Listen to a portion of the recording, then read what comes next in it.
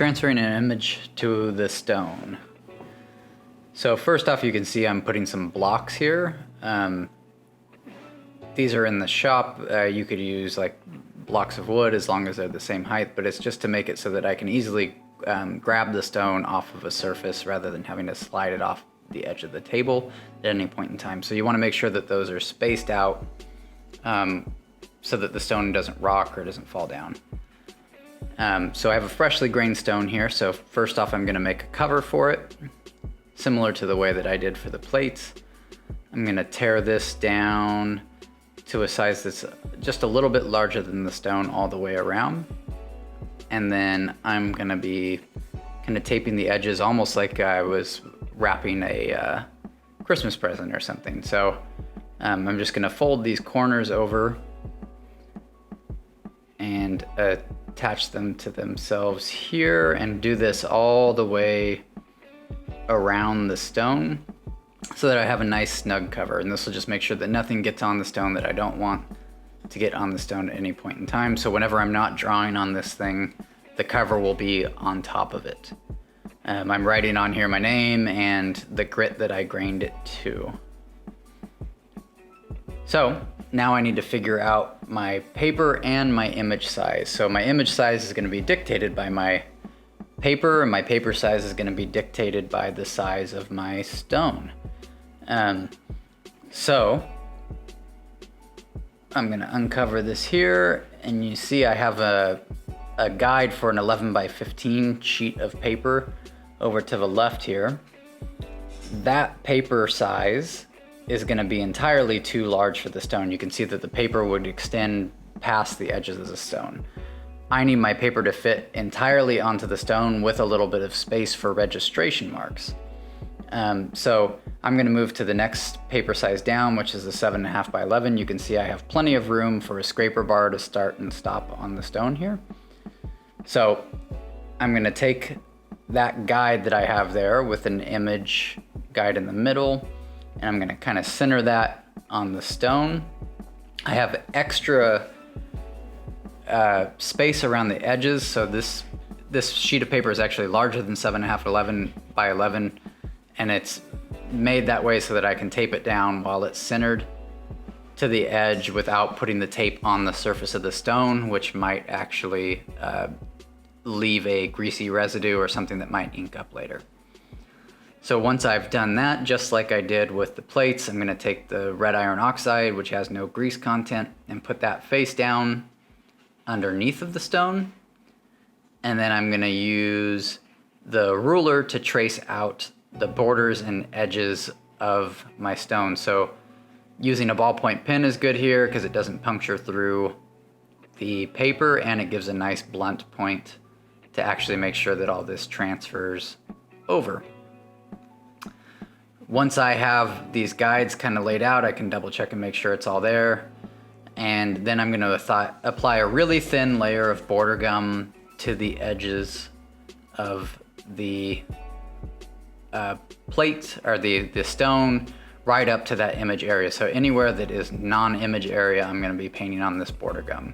Remember, the border gum is a combination of acid and gum arabic, and it'll make sure also that that area is really desensitized. If there happen to be any sort of grease from touching the stone and transferring it, it's probably going to burn that out at the same time. So I'm being very careful to get a nice crisp edge along my border with this brush. So I'm taking my time when I get close to the edge. And then, like I said, you want a really thin layer. We don't want anything too thick that might be reactivated with moisture in my hands or stick to the paper that I put on top. So just a nice thin layer. If you paint it too thick, it'll also take forever to dry, and then you're gonna be sitting waiting for a long time for this thing to dry out. So nice thin layer, like I said. Once that is all applied to the entire surface, everywhere that I'm not gonna draw, it'll leave me with a nice area where I can put my hand down on the edge of the stone and give me a nice kind of clean white space for the border of my image.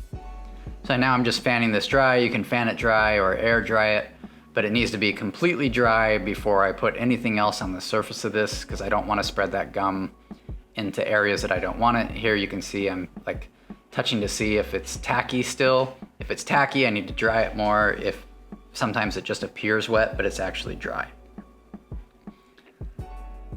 So I'm identifying a couple areas that are still a little bit wet. I'm gonna fan that dry, and then I can either put my cover on, or if I am ready, and I know I'm ready to transfer my actual image into the little square that I've set up there, a rectangle that I've set up there, then that'll be my next step.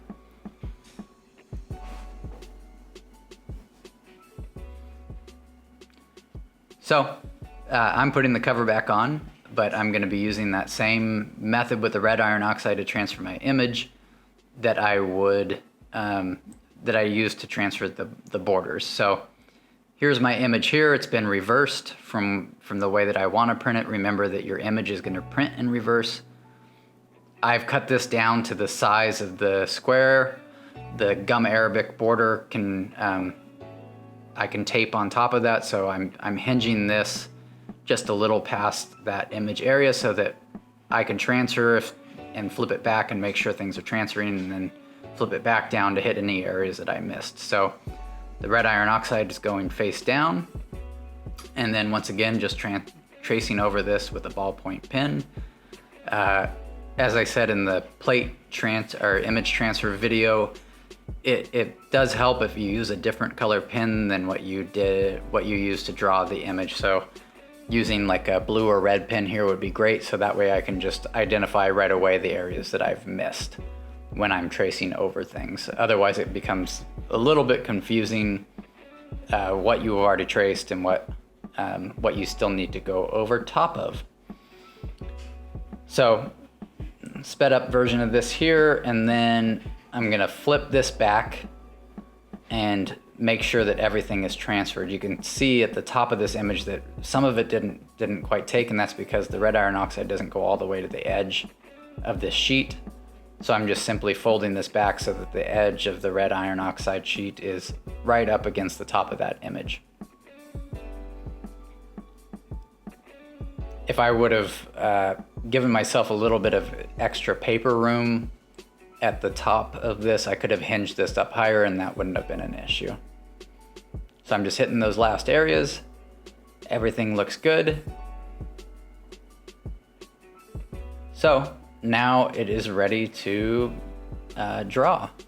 So the rest of this video is just a sped up version of me drawing out on this stone.